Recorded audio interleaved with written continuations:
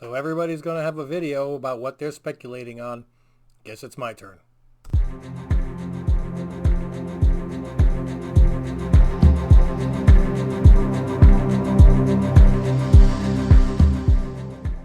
Hello again, and thank you very much for joining me. Like I said, I'm going to try to give you my picks for books that they've already gone up in value, but I think there's a lot of meat still left on these for the future, and I'd like to discuss them with you. As you're following the Hot 100, Hot 10 list weekly and on Key Collector and Go Collect and hear everybody talking about books, bear in mind that if everybody's talking about it, it's probably already too late. The key is to figure out which books are going to be the ones that everybody's talking about in 6 months, a year, 2 years. What I would recommend doing is when you have ideas, get yourself a pad and write them down. If you see a book that is a hot book and you don't want to spend the money at that moment, but you want to see it 3 months later, has it come down? And I'll give you a good example on that. Look up prices right now of Marvel Spotlight number 32, first appearance of Spider-Woman. Those books have dropped in price because they're not the ones that everybody's talking about, but there's still people selling them. So the rules of the supply and demand are that you're going to find those books now for a decent price. So what I'm going to do right now is I'm trying to find ones that have still have a lot of room to go up, and I'll give you my reasons why. So we're going to start off with X-Men number 129 from January of 1980. This is the first appearance of Emma Frost, but more importantly, Kitty Pryde. Emma Frost has already had her run. You know, she's already been introduced to very thoroughly with the Hellfire Club, and they portrayed her, whether you agree with how well it was or not, back in X-Men First Class. She's known. Kitty Pryde has been very lightly touched upon in the movies, but anybody who's read the comic books back in the 1980s, 1990s, even still to this day, she's still a very major character. Now, I think that Disney is going to want to try to bring the X-Men in, but also have newer characters that are younger, that they can keep in their movies for long periods of time. I think that this is the direction that Disney is going to go. They're pushing towards the Young Avengers, and really believe they're going to have Amadeus Cho. We already know they're going with Miss Marvel, and they're casting people for younger characters. They don't want to have these characters that came out in the early 1960s, or even with Captain America in the 1940s, and build their universes around them. They use those major characters to get everybody on board and build a $20 billion empire. But I think going forward, they want to capitalize on those younger audiences. They want to capitalize also, Disney loves princesses. Okay, and Kitty Pryde is a younger character in comparison to the other X-Men. If you bring her into the universe the same way that they brought Illyana in, and I know the MCU didn't do that, they purchased the rights, but Disney still decided to release it, so they've made it now part of canon. Kitty Pryde is a very young character. She's a Jewish character, so you're bringing in other ethnicities, which is something also that they want to try to make the universe very diverse, and I love that. Also, just as a little side note, is Kitty Pryde was also like my first comic book crush when I was a young kid. Okay, yes, is it creepy to have a crush on a comic book character? Probably, but I think anybody who read comics probably did. A 9.8 are definitely out of range on that one. For an $1,800, I mean, if you've got the money and you want to spend it, by all means, that's yours. But I think the best value is in the 9.0 to 9.4 range. The $175 to $250 range, is it 9.8? No. Is it still a 40-year-old book with major first appearances that you're still getting in the nines? And with a market that's going to go up through the roof? Absolutely. I mean, is it going to be Hulk 181? No. But if you had the chance to get a 9.0 Hulk 181, you would. So will Kitty Pryde be just as popular? No, but as one goes, the others will go up, and as people can't afford the $1,800, they will try to get other versions of that book for them. So sticking with the X-Men theme, and I've got 4 of them, we're going to go with X-Men 221. First appearance of Mr. Sinister. Now, there are a lot of villains in the X-Men universe, and when they do come in, they're going to need somebody to fight. And I think my gut feeling is that they're not going to recycle the ones that were already used in the X-Men universe. I think they're going to try to bring in something new, something that hasn't been seen before, something that they're not being compared. So Apocalypse, no. Magneto, no. Blob, no. A lot of the staple, the well-known characters. Do I think it's going to be Murder World? No. There's a possibility it might be Mojo later on, but me personally, I lean towards Mr. Sinister. I think that is going to be the character that most X-Men readers will get behind and be excited about without going, oh great, another Apocalypse. $300 is it's pricey. It's up there. I mean, if you can afford that, go for it. I think that at $125 average sale in October for 9.6, that's got a really good value to it. $300 is the most I would most I can actually go and spend on a comic and not wind up getting my wife really pissed at me. Let's put it that way. Okay, so we're going to move on now to X-Men 244. Now again, keeping with the theme of Disney, young girls, princesses, keeping the characters young and fresh and having room to grow and pulling in the younger generation into their their folds. I think the Jubilee is primed here, and a 9.8 goes about $185 to $190. 9.6s are $75. Now a lot of people say, well, her first appearance in costume was X-Men 257. January 1990, still also 30 years ago. And a 9.8 in that set you back about $90. This is another one of those ones that's going to hit the Hulk 180, Hulk 181 debate, or should you get her first appearance or the first appearance of her in costume? Think of Invincible Iron Man with Riri Williams. Number 7 is first appearance of her. Number 9 is first appearance of her in costume. They both go up in value as interest in the character develops. So I don't think you can go wrong with either one, but I think that before that starts shooting up, I would be aiming to get a $190 9.8.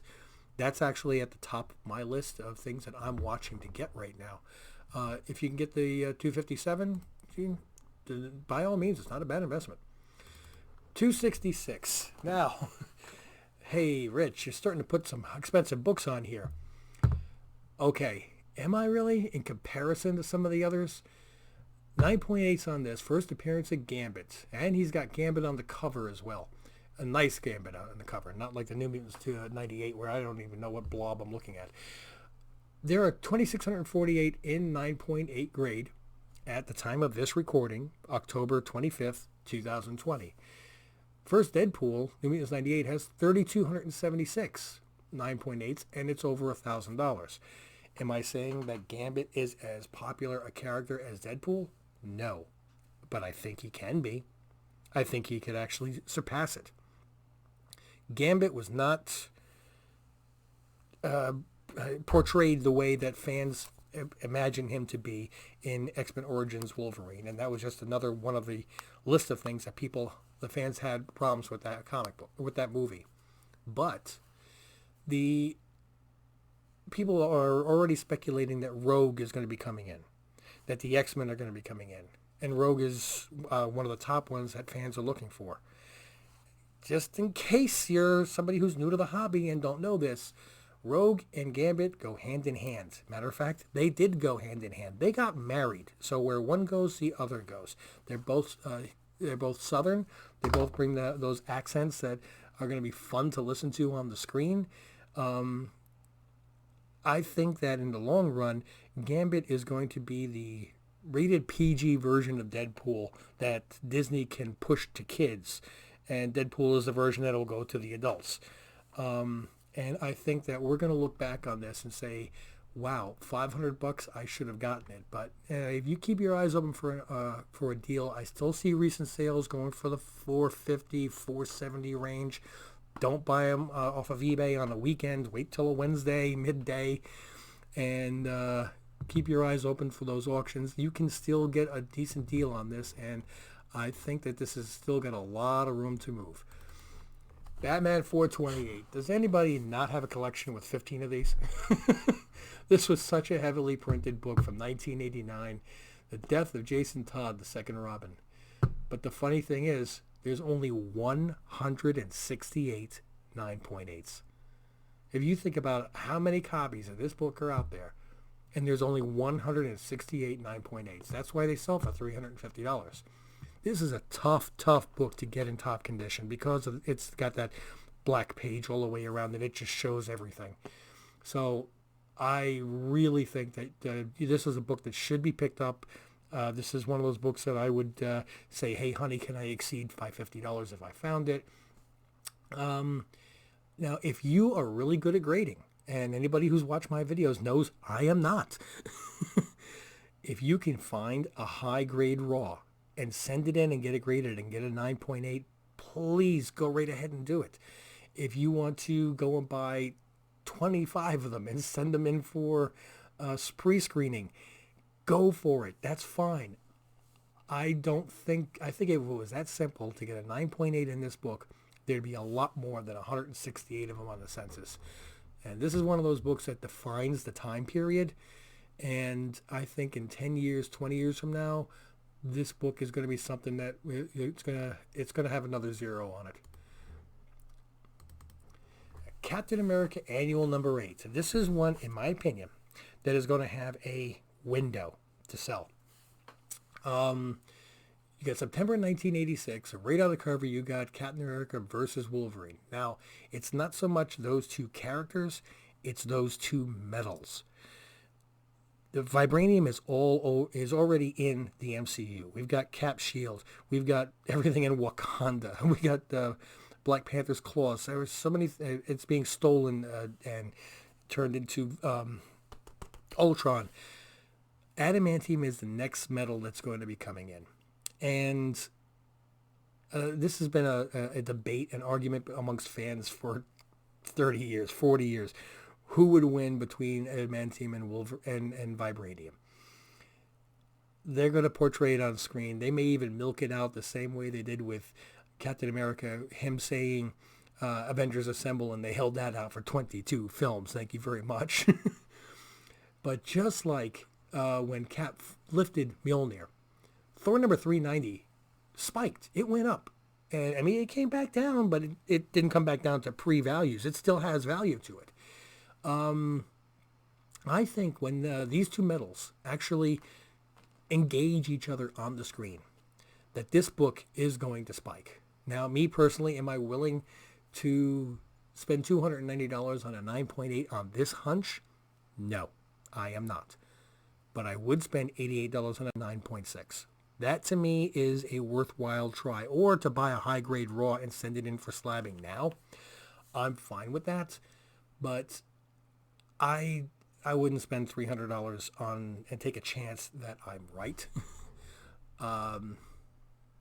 Under 100 though, I think it's worth rolling the dice for. Spectacular Spider-Man number 1. Okay, another one that everybody, just like the Jason Todd one. We're talking about a 44-year-old book, or will be in 2 months if we can actually make it through 2020. And there are 579 CGC 9.8s. That's actually a lot for a 44-year-old book. But the way I look at it is there's a lot more than 579 serious collectors out there. And this is number 1 of a long-running Spider-Man title.